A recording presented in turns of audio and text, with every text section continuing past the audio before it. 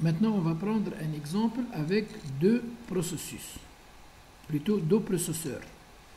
Donc, on va traiter un algorithme et la même façon sera pour tous les algorithmes. Donc, l'algorithme round-robin avec priorité dynamique, Q égale à 2 et on va commencer à T égale à 5. Donc, je vais mettre 5 ici, dans les deux cases, on va commencer à T égale à 5.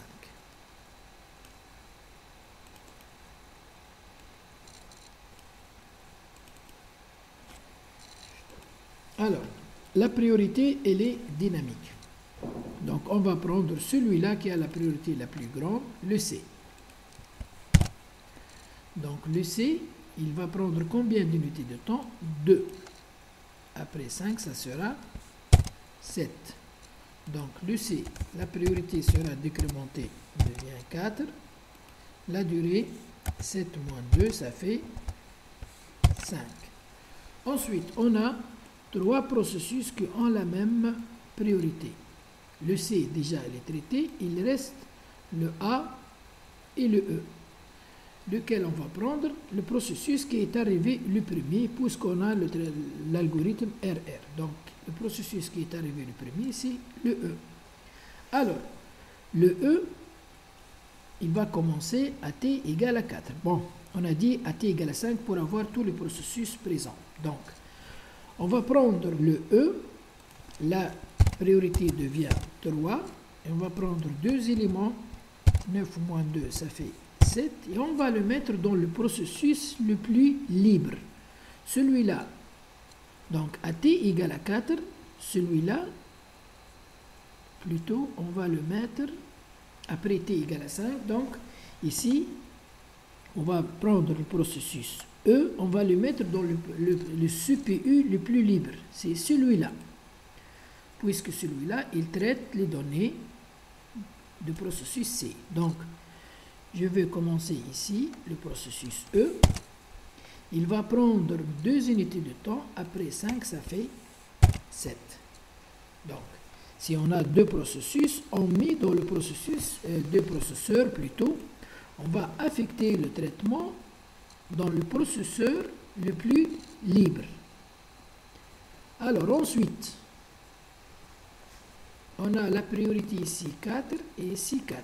Celui-là, il est déjà traité, le C, mais le A, il n'est pas traité. Alors, je vais traiter le A. Il devient la priorité 3. Et ici, 2 éléments. Alors, on a ici le A. Je vais mettre dans le processus le plus libre. Donc, le premier, il est libre à partir de T égale à 7. Le deuxième, il est libre à partir de T égale à 7. Donc, c'est la même chose. Donc, je vais mettre n'importe où, alors, de préférence dans le premier processus, par ordre du tableau. Donc, le A, il va prendre 2 unités. Il va se terminer à T égale à 9. Ensuite, lequel qui a la priorité la plus grande, c'est celui-là, le C. Ici, il devient 3. Ici, il devient 5 moins 2, ça fait 3. Le C, où je veux mettre dans le processus libre, c'est celui-là. Donc, le C ici, ça prend 2 unités, ça devient 9. Donc, les deux processeurs, ils sont libres à un seul instant T. Donc, je peux mettre n'importe où. De préférence dans le premier, puisqu'il est le premier dans l'ordre du tableau. Alors, lequel qui va être traité? Maintenant, la priorité 3, j'ai le premier, le deuxième, le troisième et le quatrième. Mais seulement celui-là qui n'est pas encore traité. Donc, je vais commencer par le B. Ici 3, ici la priorité devient 2. Donc, j'ai maintenant 1, 2, 3 processus qui ont la même priorité, A, C et E. A, C et E, lequel on va prendre le processus qui est traité de loin, c'est-à-dire A, C, E. Le A, il est traité ici, le C, il est traité ici, le E. Le E, il est le processus le plus loin traité. Donc, je vais prendre le E ici. Alors, la priorité, la durée devient 5 et la priorité devient 1, plutôt 2. Maintenant, j'ai celui-là et celui-là, le A, le C, le A, le C, le A, il est traité ici, le C, il est traité ici. Donc, même durée. Donc, si je veux prendre entre le A et le C, d'abord,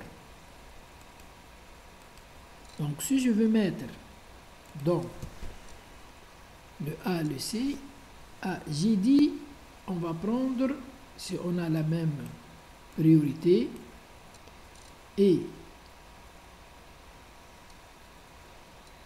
le processus qui a été traité de loin, le A et le C, je me regarde, le A, il est traité, il est terminé à 9, le C, il est terminé à 9. Donc, ces deux processus, ils ont les mêmes priorités d'être traités. Donc, même priorité et même traitement. Donc, on va prendre le premier dans le tableau, comme on a fait plusieurs fois. Et on va mettre, puisque les deux processeurs, ils sont libres à partir de t égale, bon ici 11, à t égale à 11 aussi, donc je vais mettre dans le premier dans le tableau. Donc je vais mettre le A, 2 moins 2 ça fait 0, la priorité devient 2. Maintenant je regarde seulement celui-là, il est prioritaire, le C, je vais le mettre dans le processeur le plus libre, le C, ça fait 2, plutôt 1, je m'excuse, et la priorité devient 1. Donc, le C, je m'excuse, c'est pas là. Le C, ici, ça devient 1, la priorité devient 2. Donc, tous les processus, ils ont la même priorité. Je regarde le processus qui est traité de loin. Alors, le A, déjà traité. Le C, déjà traité. AC, le B, le E, A, B, C, E. Donc, je trouve seulement que le D, il n'est pas traité jusqu'à maintenant. Je vais mettre ici ou bien ici, c'est la même chose. Donc, ici, le processus A, il a pris 2 unités. Ici, on aura 13. Et ici aussi, le C, on aura 13. Plutôt 13. Donc, je vais mettre le D. Le premier. Le D, il va prendre une seule unité de temps. Après 13, ça sera 14. Puisqu'il est terminé, bon, la priorité sera décrémentée et n'a pas d'importance. Donc, le D. Maintenant, j'ai tous les processus qui ont la même priorité, sauf celui-là. Donc, je regarde lequel qu'on va prendre. A entre le A, B, C et E. A, B, C et E. A ici. C, A, B, C et E. Donc, ces quatre-là. Donc, le A, non. Déjà traité le dernier, l'avant-dernier. Le C, traité le dernier. Donc, j'ai le B et le E. Donc, entre le B et le E, je vais traiter, je vais choisir, suivant l'ordre du tableau, je vais choisir le B. Ou je vais mettre ici. Alors, le B, il va prendre 2 unités de temps, il lui reste 1. La priorité devient 1. Il se termine à t égale à 15. Donc, maintenant, j'ai la priorité 2 pour ces trois-là. Le A, mais le A, il est terminé. On ne le regarde plus. Et, non, qu'est-ce que j'ai fait là? 6, après 6, ça fait 4. Ah, j'ai commis une faute. Donc, si on a commis une faute, donc ça devient 4, ensuite ça devient 2. Si j'ai fait des fautes que je ne peux pas corriger, je dois refaire le tableau de nouveau. Donc si je peux corriger, alors je continue. Donc j'ai dit la priorité 2, le A, le C, le E. A, C, E. Donc je regarde Le A, il est traité ici. Le C, il est traité ici. Donc, le plus ancien, c'est le E. Donc, je prends le E. Ici, AT égale 14. Ici, AT égale 15. Donc, je prends celui-là. Le E. Le E, 3. La priorité 1. Ensuite, j'ai la priorité celui-là et celui-là. Le A et le C. Le A et le C. Le A, il est traité ici. Le C, il est traité ici. Alors, je regarde. Le A, il est terminé à t égale à 13. Le C, il est terminé à t égale à 13. Donc, ces deux processus-là, ils ont les mêmes priorités. Même priorité et même ancienneté d'exécution. Donc, je vais prendre celui qui existe avant dans le tableau. Donc, le A, le C, je vais prendre le A. Je vais mettre ici le A.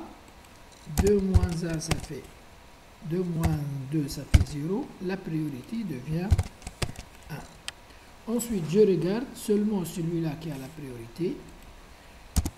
Il demande une seule durée. Donc, c'est le C. Je vais mettre ici 14, ici 15. Je vais mettre...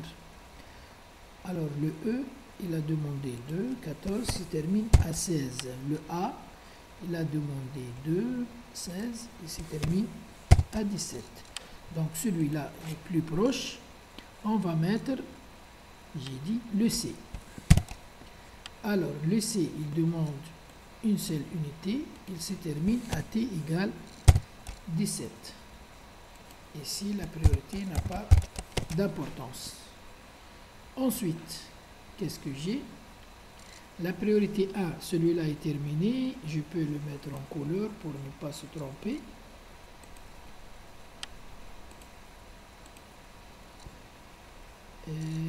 Celui-là aussi. J'ai 3 processus, B, D, E. Et je continue le travail de la même façon.